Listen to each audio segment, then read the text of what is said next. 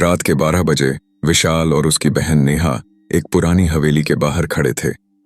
यह हवेली उनके गांव के बाहर थी और गांव वाले कहते थे कि वहां कोई नहीं जाता क्योंकि वहां रात के बाद कुछ अजीब आवाजें आती हैं।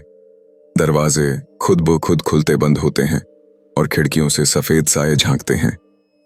नेहा ने डरते डरते विशाल से पूछा, भैया ये ठीक तो नहीं लग रहा, क्या हम अंदर चलें? विशाल हंसते हुए बोला, अरे नेहा, डरपोक मत बनो, लोग यूं ही कहानियां बना देते हैं। वे दोनों धीरे धीरे हवेली के अंदर गए। अंदर अंधेरा था, सिर्फ विशाल की टॉर्च की हल्की रोशनी थी। हवेली की दीवारों पर जाले लटक रहे थे, फर्श पर धूल और टूटी हुई लकड़ियों के टुकड़े बिखरे थे। हवा में अजीब सी ठंडक और एक सड़ी हुई गंध थी। जैसे ही वे अंदर बढ़े, एक कमरे के दरवाजे पर अजीब सा सुनहरा ताला लगा हुआ था। विशाल ने सोचा, इसमें कुछ तो खास है। नेहा ने डरते हुए कहा, भैया चलो वापस चलते हैं, कुछ सही नहीं लग रहा।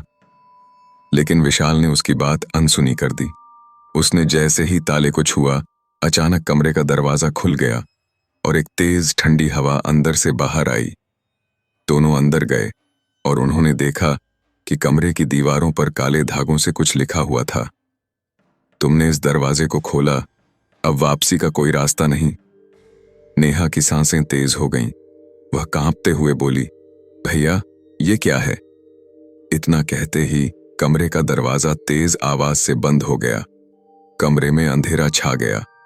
उनकी टॉर्च की बैटरी भी अचानक बंद हो गई और फिर एक धीमी सी आवाज आई, तुम्हारे आने का इंतजार था, अब तुम भी यहीं रहोगे, हमेशा के लिए।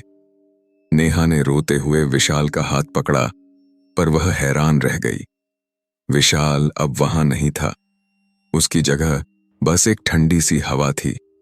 नेहा चिल्लाई, भैया कहां हो? लेकिन उसकी आवाज खोखली दीवारों में गूंजती रही। पीछे से किसी ने उसके कंधे पर हाथ रखा। डर के मारे वह मुड़ी तो देखा एक सफेद चेहरा, बिना आंखों का, बस एक डरावना चेहरा उसे घूर रहा था। उसके बाद नेहा के साथ क्या हुआ कोई नहीं जानता। कहते हैं जो भी उस हवेली में गया वो फिर कभी बाहर नहीं आया।